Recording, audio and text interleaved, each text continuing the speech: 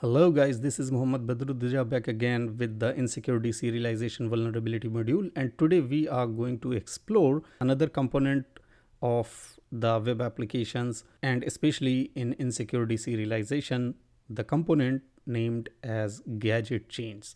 So what these gadget chains are, what is the concept behind it, and why these are beneficial for attackers, and how attackers use these gadget chains to achieve their goals. Okay, so you might have heard there is a concept in ethical hacking, or hacking is mean motive and opportunity. So gadget chains is a very important concept in security serialization, and you must know about it.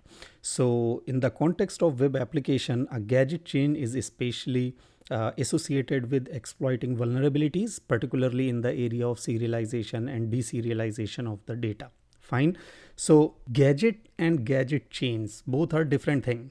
Okay. And what is a gadget? So gadget is a piece of code, or you can say lines of code, or the sequence of code snippet known as gadget.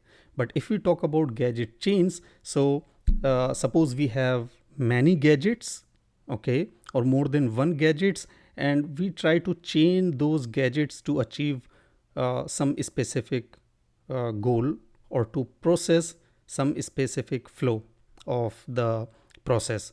This is gadget chain. So for example, we have an application and we found two or three vulnerabilities in that application, and no specific vulnerability can achieve our goal. So to achieve our goal, what we do, we chain those vulnerabilities to achieve our goal. Fine. So that is the thing, that you can now have a clear picture in your mind about gadget chain. So actually there is a chain of gadgets. And what is gadget? Gadget is nothing but a sequence of code snippet known as gadget. Attackers can leverage to execute arbitrary code, or manipulate application behavior. Each gadget typically ends with a return instruction, allowing the program's execution to flow seamlessly from one gadget to another. So in web application, this is often a part of exploiting vulnerabilities in serialization mechanisms, where deserialized object can be manipulated to call arbitrary methods, or modify application behavior. Fine. Now in the first video I already described about serialization and deserialization. Here I am just going to recall it so you have better understanding. So serialization is the process of converting an object into a format like stream or byte format that can be easily stored or transmitted over the network.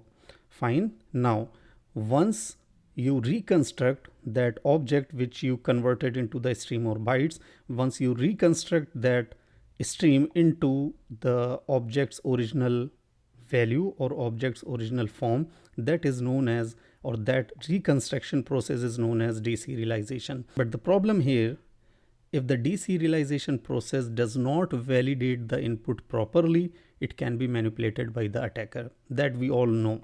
Now as I mentioned, that gadgets are some kind of code already exist within the application. It is not something that you bolt on the application. It is already there, because within application we use many libraries, many code snippets to perform a specific task which we do not want to write every time when we want to use it. So we have libraries, and within those libraries there are code, within the code base a lot of things are there. Fine. If you're particularly using some kind of framework, that framework already have a code base. Fine. So the thing is, that specific piece of code already exists within the application. It depends on the framework and libraries you are using. But the problem here is, as an attacker or as a hacker, how do you know that what kind of gadgets are there within the application? So some specific frameworks like PHP, Python, Ruby, Java, these all the programming languages have specific gadgets. Okay, many gadgets are there, but different frameworks use different gadgets. So if you are using white box testing and static application security testing SAST, at that instant you have better visibility on the source code or the code base so that you easily identify the gadgets. But if you are performing black box testing with no prior knowledge about the code, at that instant it is very difficult for you to analyze or to understand what gadgets are being used. So attackers analyze the web applications binary or code base to identify existing functions or code snippets that can be chained together to perform malicious actions. Okay, by crafting specially designed serialized payloads, attackers can control the flow of execution. When the application or web application deserialize this payload, it can effectively trigger the execution of the identified gadget chain. Fine.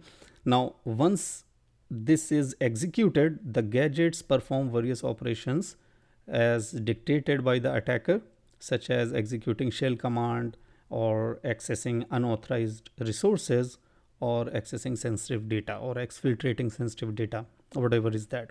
I give you one more example so that you can understand better. You might have heard about the lay of the land attacks. So what is lay of the land attacks? Actually, once an attacker get an initial foothold to the victim or on the targeted system, at that instant the attacker may not have higher privileges to do everything, or maybe attacker do not have that much privileges on the system, so that attacker can download some malicious code or some tools on the server, and attacker cannot install those tools on the system, targeted system, so that the attacker can perform his action.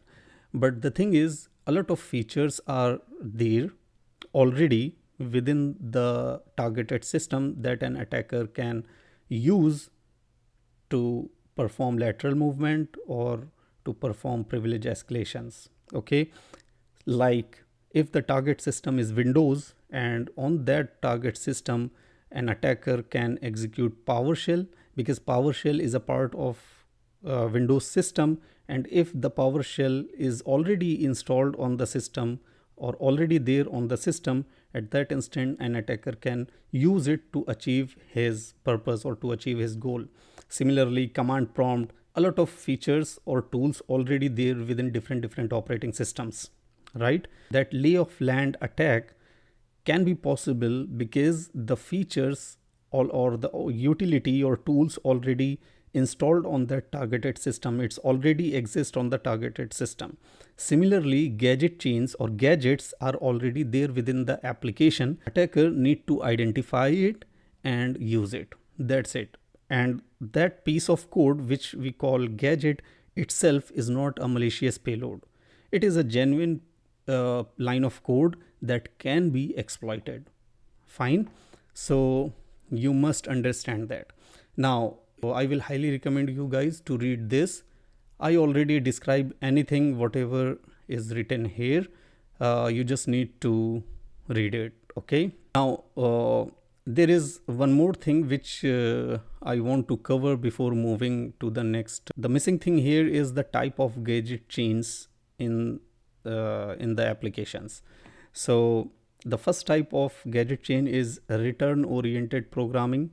So it is known as ROP. So in ROP chains, gadgets conclude with a return instruction, and attackers use these chains to manipulate the return address and execute a series of gadgets in a specific sequence to ultimately achieve their goals. Okay, and the goal could be executing operating system command or exfiltrating data or accessing sensitive information.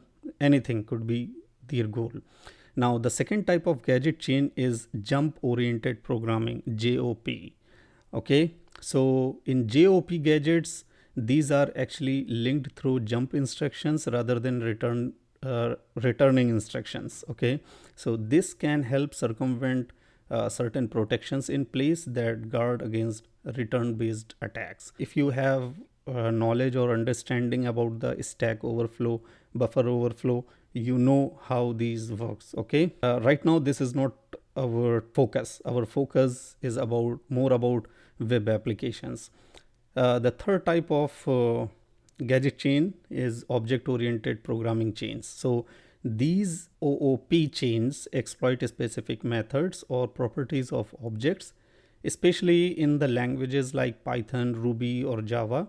And attackers create payloads that, when deserialized, instantiate objects and invoke methods that offer unintended behavior or access. So these are the three type of gadget chains. So to prevent from these attacks or to secure your web application, you need proper input validation, secure serialization practices, and employing frameworks that mitigate these vulnerabilities can help protect against gadget chains exploits. Okay, so these are the important aspect to know. Now there is another section which is working with pre-built gadget chains. So manually identifying gadget chains can be a fairly arduous process and is almost impossible without source code access. As I mentioned before, that if you are performing black box testing, at that instant it's very difficult to understand the gadgets used within the application. But fortunately there are few options for working with pre-built gadget chains that you can first try. So there are some tools available which are very handy in terms of insecure deserialization, especially using gadget chains. Like YSO serial, this is used for Java. Okay, so one such tool for Java deserialization is YSO serial. This let you choose one of the provided gadget chains for a library that you think the target application is used.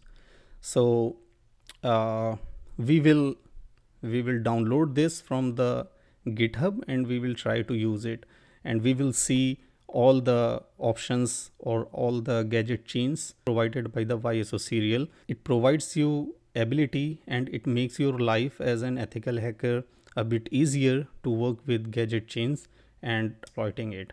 Okay, in PHP we have another gadget chain tool, that is PHP generic gadget chains. So this is another tool which we will again download, and we will use this tool when we work with this particular lab, PHP deserialization with a pre-built gadget chain. Although if you find some kind of vulnerability within the application that give you ability or capability to read the arbitrary files within the application, at that instant you may have access to the code base or source code of the application. But even though this is a very tedious task to check each and every line of the code and try to find out the gadget chain, so it is possible that you can find the gadget chain manually, but this is tedious. Okay, and particularly if you do not performing white box testing, exploit some vulnerability to read arbitrary files, maybe you do not know the file name, maybe you enumerate the files, but still a lot of files are not within the word list of the file name what you have, so you miss those files. So that's why it's difficult. So that's it, I think, for this video, and I tried my level best to explain about this particular concept, and we will solve the next lab, which is exploiting Java deserialization with Apache Commons, and we will use YSO serial. So that's it. If you like the content, please like, subscribe, and share. I'm gonna see you in the next video. Bye.